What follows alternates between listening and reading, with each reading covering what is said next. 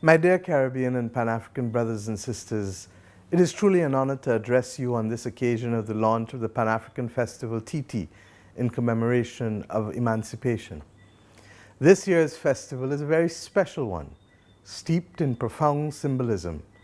On Monday, as chairman of the Caribbean community, I had the honor to address the World Health Assembly on our region's response to the COVID-19 pandemic, an unprecedented crisis that has exposed our people and our economies and struck at the heart of our humanity and the organization of our human societies. Particularly so in the Caribbean, where many of our economies are so heavily dependent on tourism receipts, and where gatherings and get-togethers are at the core of our culture and engagement. But as I stressed then, there was life before COVID-19, and my friends, there will be life after COVID-19. I take this opportunity to remind our brothers and sisters across our region and throughout the diaspora that we have always been and will continue to be a resilient people. We entered to the year 2020 with much hope and without the thought of defeat. Certainly, when this event's coordinating team issued the invitation to my office on the 6th of February, spirits were high and plans were well underway. Suddenly, we were grappling with a global pandemic, and most, if not everyone's plans, were stopped in their tracks. But we in this region know what it is to overcome and to prevail. It is in this spirit, therefore, that I take the opportunity to congratulate the Emancipation Support Committee of Trinidad and Tobago, under the chairmanship of Mr. Kafra Cambon, for their initiative, courage, and sense of duty in forging ahead to host this virtual launch. Resilience is most certainly not a newfound trait of ours in the Caribbean, as I said. In fact, while our history may feature many struggles and adversity, we have always prevailed. Last year, I made 3 visits to the African continent. The first was to Morocco, the second to Ghana, and the third to Kenya. Many persons asked why I was visiting Africa so early in my career in office, instead of our traditional trade partners in Europe. I said then, and I repeat for you now, our region and Africa have been separated not just by the Atlantic Ocean, but by centuries of division and exploitation. And we as a region are adamant that we will not allow this separation to continue any further. When we claim our Atlantic destiny, as I did then, we are conscious that we are coming home. We believe that it is incumbent on our generation to move to the next level and to remove the separation that was foisted upon us for centuries.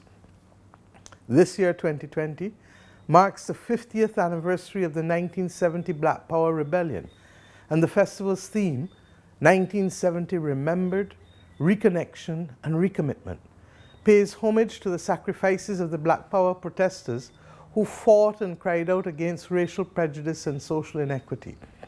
As you were doing it in Trinidad, I, as a young girl, was raised by my own uncle, who, in his own way, represented the Black Power movement and the consciousness of Black people in our own country, Barbados, and I refer to no one other than Ilaro Mottley, who many of you know well.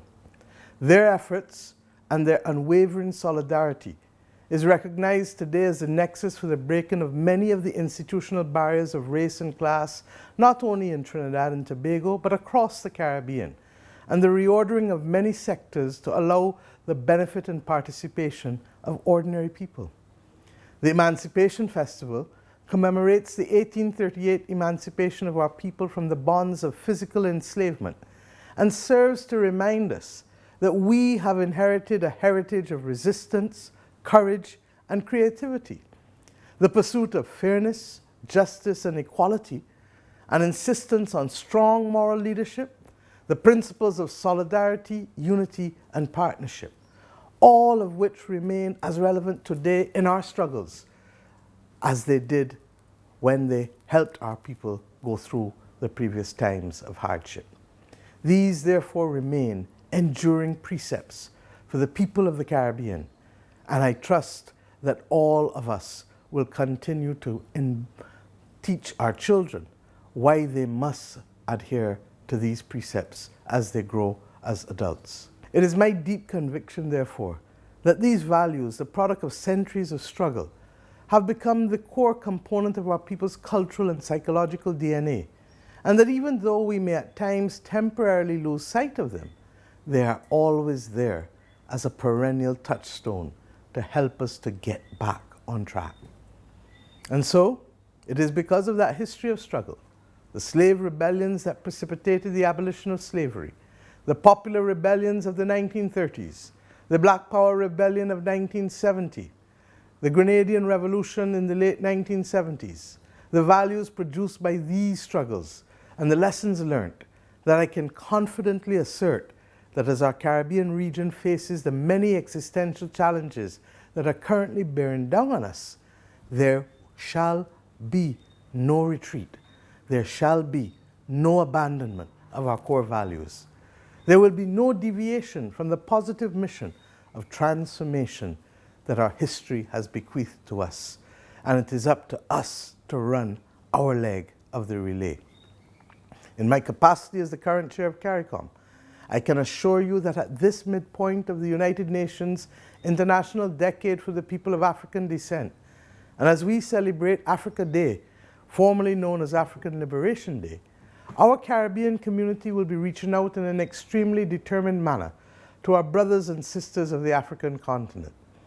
My brothers and sisters, the realities of the COVID-19 crisis may have forced us to postpone the planned inaugural CARICOM African Union Heads of Government Summit in Nairobi, Kenya next month. And I regret that that has happened. But I assure you that this will in no way dampen our resolve to deepen the Caribbean community's relationship with Africa and to close ranks with the African Union in our battle for a more just and sustainable international social and economic order. Our people must start to trade. Our people must start to travel. Our people must bridge that Atlantic Ocean that separates us and to remove the centuries of history that have divided us. The political leaders of the Caribbean community are under no illusions that we face a multiplicity of threats and vulnerabilities, and the devastating effects of the climate crisis, not only in our own region, but in Africa, continue to hurt all of us. And this reality is compounded by the debut now of the COVID-19 pandemic on the world stage, bringing many global giants to their knees. But we face yet another major threat, one quite subtle in its approach, but with the ability to deprive small island developing states and other developing nations like ours in this region of crucial access to correspondent banking, access to concessionary financing, and things that threaten ultimately our very sovereignty because they take away from us choice. It manifests in a lack of empathy, at times even more tangibly, through weaponized blacklists and outright hostility that are rooted in a hypocrisy that makes it very difficult for us to understand how we continue to assert shared values while at the same time wreaking havoc through these instruments.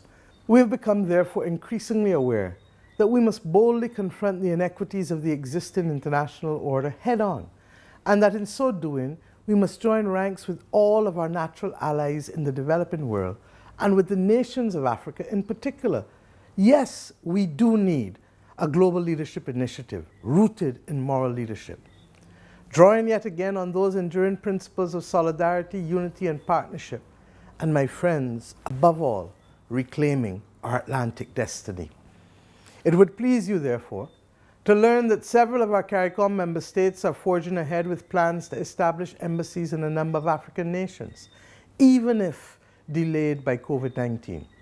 In addition, I can report that plans are still in train to take up the very gracious offer made by the government of the Republic of Kenya to provide the Caribbean community with rent-free diplomatic office facilities in Nairobi for an initial period of 2 years.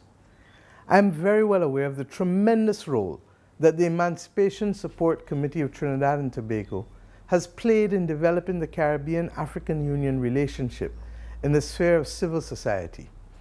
Indeed, it is a source of great pride for us that it was Barbados' Commission for Pan-African Affairs, under the chairmanship of our current ambassador to CARICOM, Ambassador David Comejong, that collaborated with the Emancipation Support Committee and the AU's Citizens and Diaspora Office in 2004 to establish the Caribbean Pan-African Network, the Pan-Caribbean organization that represents the Caribbean in the African Union's Economic, Social and Cultural Council, otherwise known as ECOSOC, as the African Union strived to integrate the African diaspora as the sixth region of Africa.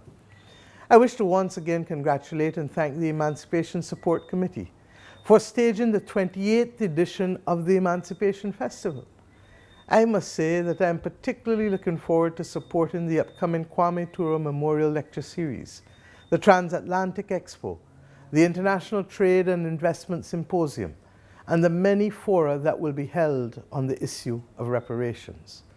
I want to assure you that this important work is complemented and in some cases has laid the foundation for much of CARICOM's initiatives aimed at strengthening and deepening the region's relationship with Africa and with the African Union. As Prime Minister, with lead responsibility for the CARICOM Reparatory Justice Initiative, I want to thank you for your continued contributions and your continued lobbying on the issue of reparations. And I look forward in the near future to being able to engage further on this critical matter that affects us all.